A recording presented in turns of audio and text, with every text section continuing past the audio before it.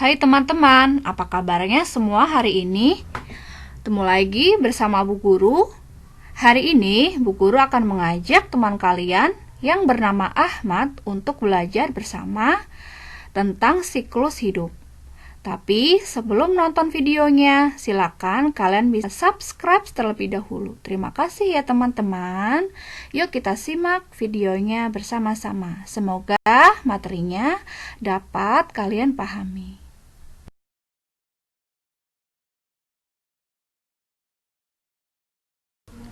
Assalamualaikum teman-teman. Perkenalkan, nama saya Ahmad. Oh ya teman-teman, di sini saya sedang menirukan gerakan kupu-kupu sambil menikmati angin. Segar sekali. Yuk teman-teman, kita belajar bersama tentang siklus hidup.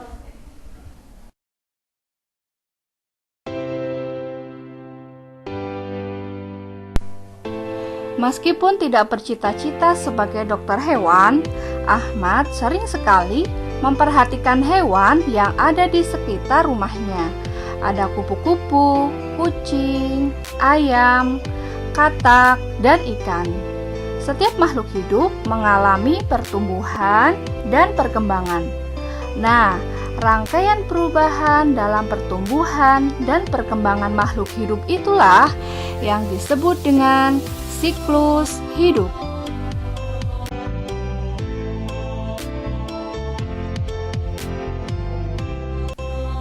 Setiap makhluk hidup mengalami perkembangan dan pertumbuhan. Contohnya adalah manusia. Pertumbuhan itu sendiri adalah perubahan bentuk tubuh karena adanya pertambahan tinggi dan bobot tubuh. Sedangkan perkembangan adalah pematangan fungsi alat-alat tubuh. Misalnya, bertambahnya kemampuan gerak, bertambahnya kemampuan untuk berbicara, ataupun kemampuan untuk berpikir. Siklus hidup itu sendiri terjadi pada hewan. Nah, dalam prosesnya itu ada metamorfosis. Metamorfosis itu artinya adalah perubahan bentuk.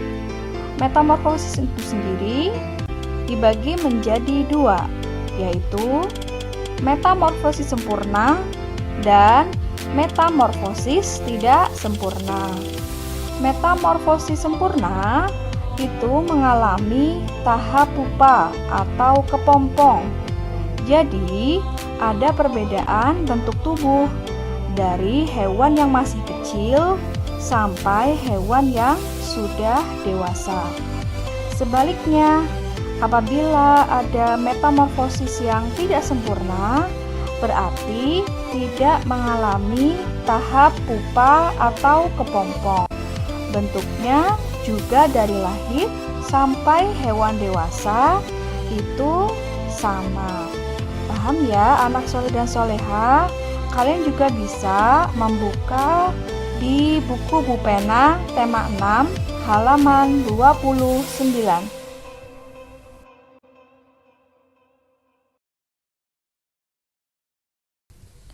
Contoh metamorfosis sempurna diantaranya adalah pada hewan kupu-kupu, lalat, dan katak.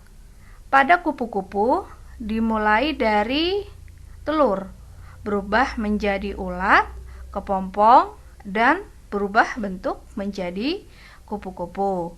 Demikian juga pada lalat ya, sama telur berubah menjadi larva, terus berubah menjadi pupa atau kepompong dan menjadi lalat dewasa. Nah, di sini metamorfosis sempurna berarti ada perubahan bentuk dari hewan itu kecil sampai hewan itu dewasa. Pada katak sendiri itu dari mulai telur menjadi berudu. Nah, berudu itu diamati ya, belum ada kakinya. Nah, yang belum ada kakinya itu bernafas dengan insang. Ya, setelah berkembang dan muncul kaki dan akhirnya sudah terbiasa beradaptasi di darat ya, dari di air menjadi di darat. Nah, kalau sudah di darat berarti alat pernafasannya pun menggunakan paru-paru dan kulit, bukan lagi menggunakan insang. Contoh metamorfosis sempurna berikutnya adalah hewan yang sangat sering banyak kita jumpai ya di rumah. Ada nyamuk dan ada lebah ya.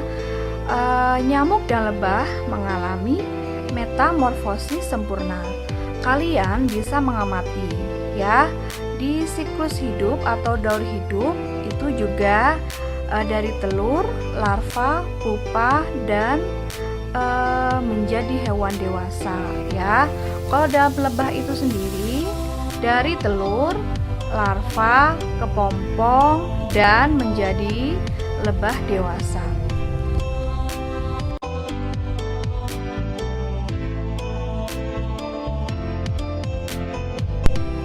Metamorfosis tidak sempurna contohnya adalah pada capung.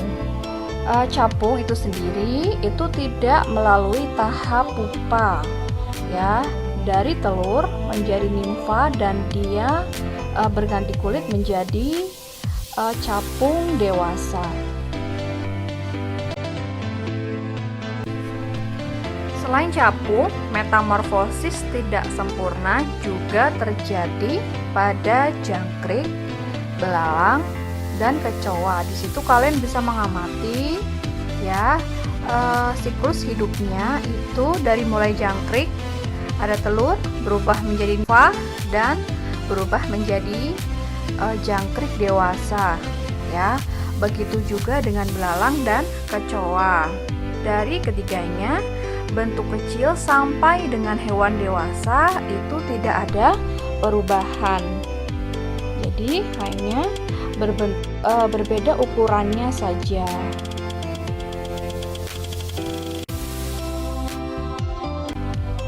Pemanfaatan makhluk hidup berhubungan juga dengan siklus hidup.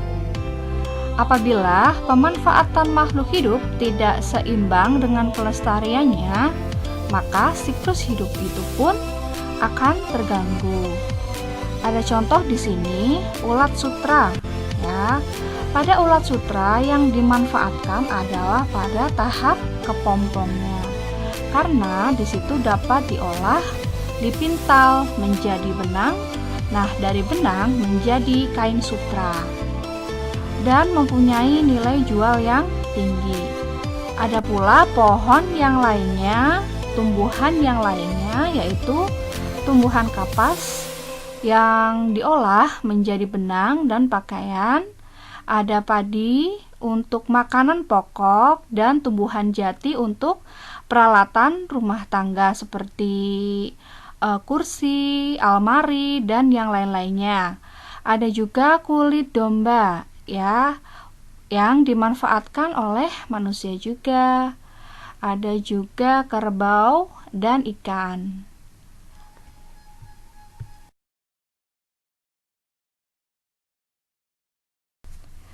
Berikut ini adalah contoh ya, keseimbangan makhluk hidup. Mengapa bisa tidak seimbang ya?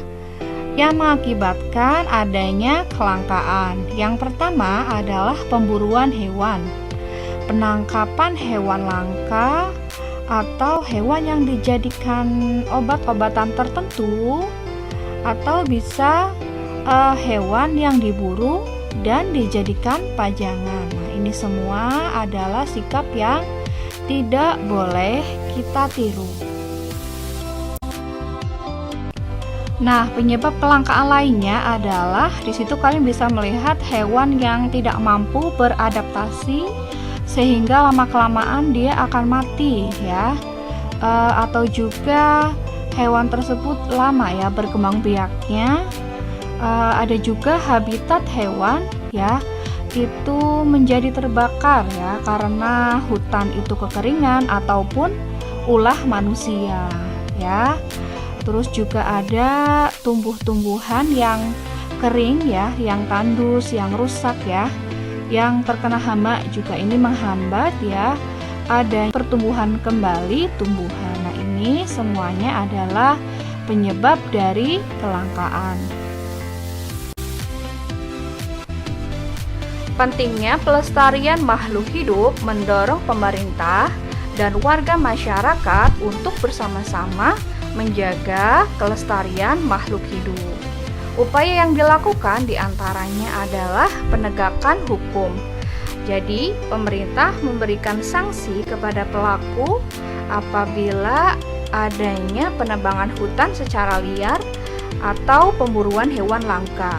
Karena Indonesia juga negara yang lautnya itu lebih luas ya, negara yang lautnya lebih luas, pemerintah juga memberlakukan sanksi ya apabila ada orang yang mengambil secara liar hasil laut Indonesia tanpa adanya izin yang resmi.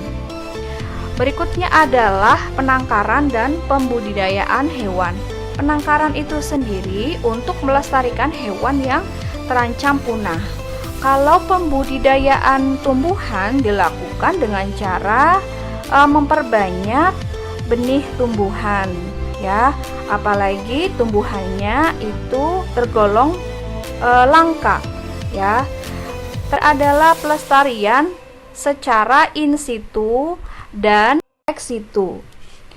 Secara ex situ itu dilakukan di luar habitat aslinya, bisa di kebun atau di taman dan yang lainnya. Sedangkan pelestarian in situ berarti pelestarian di dalam habitatnya, bisa seperti di cagar alam, hutan lindung, atau suaka marga satwa.